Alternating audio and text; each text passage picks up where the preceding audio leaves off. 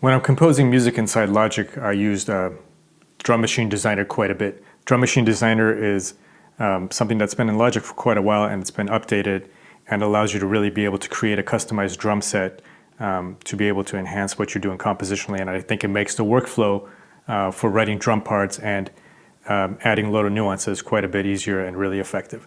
I'm currently working on a drum and bass EP, this particular song called Wormhole, where I'm using Drum Machine Designer. And even though Drum Machine Designer has the capability to be able to open up one of the templates that Logic has, where it has everything filled out for you, I think where it really shines is if you use a lot of customized sounds and you want to be able to program them instead of just using drum synth or audio samples, it's a really good way to be able to use it. It's not a single instrument, it is created as such, but as you can see here, it actually spreads out to every single one of these channels being individually different.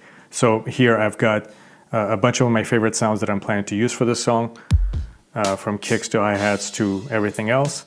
And then each of these channels here are spread in a way where if I wanted to add hi-hat, add reverb to just the hi-hats, I can do that without it affecting the kick. And I'm just able to drag samples into these sections and be able to manipulate them. So in the case here, like for the kick, I can go to be able to control the length of the kick, to be able to get into more detail here with the Q sampler detail, and then other components like being able to affect the pitch and those things. The other really nice thing about using Drum Machine Designer is that when you've created a customized kit, you're able to save it. It's not actually on this display itself, but when you come here, when you open your library on the left, you're able to save it to then bring it up later. So in this case, if I'm working on this drum and bass track and I want to use it in one of the other tracks that I'm also doing in this style, I can bring this up and all the work that I've done in here will translate to that. The other thing I like to do here before I even start doing anything in terms of programming is to group the hi-hats in a group. This is, Logic calls it exclusive groups. It's essentially a choke. So what it does is much like what a real drummer would do, I can choke the hi-hat, so when the hi-hat is being played and then I'm programming in the open hi-hat, it's going to immediately mute the hi-hat, which is a really useful feature. And you can do that for different components. I use it for hi-hat usually because it allows them to not clash with each other, and it just makes everything sound a little cleaner. So in this case here, the other thing is once you've created your program here, using pattern regions helps out a lot. So instead of just doing MIDI, I can open up pattern region here. I'm only using a few of the sounds initially. And now this song is still pretty early in its stage, so there'll be a lot more drum programming happening.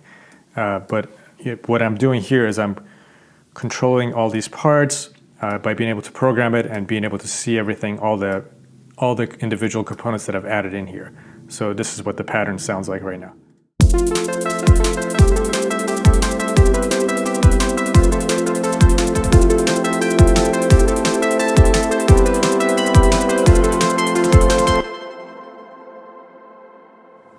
Anyway, I do find this to be a really great way of programming drums and being able to go in later and being able to really add little nuances, little parts that just makes the drums move a little bit more and adding little details. So from here, even in the pattern region, being able to control the velocity, controlling everything up to even how the pattern is being played and adding different components really helps out here. So I pretty much use this on every song. I've always used a machine for live performance, and I still use that for that reason. But in terms of programming drums, even being able to use third-party material, it's a really good way of using this into your composition. So here's a little example within the context of everything. So adding an effect here. So I've added a filter effect here in one of the transition parts, and that's another great thing is it's still, if you put it on the main channel here, it's going to affect everything. So here's a filter coming up.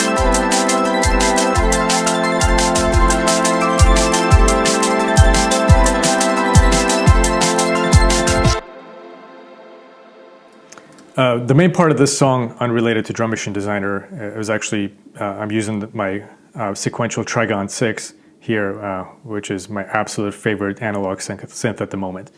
And it's the only one I have, so it really is a great sound, and I'm able to use it as sort of initial ideas for things.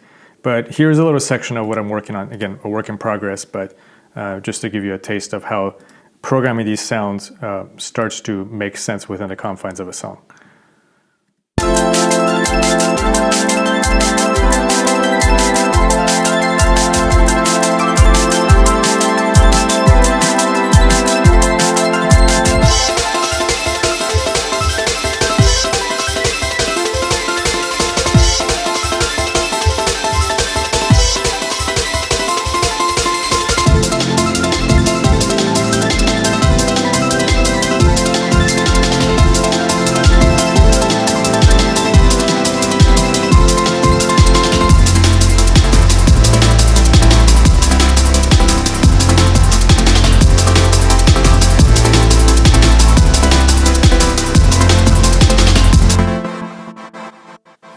Hope you enjoyed the video. As I work through some of these songs, I'm starting to make little snippets of videos in terms of workflow. I'm always learning something new. I've been on Logic for at least 20 years now, since the days of eMagic.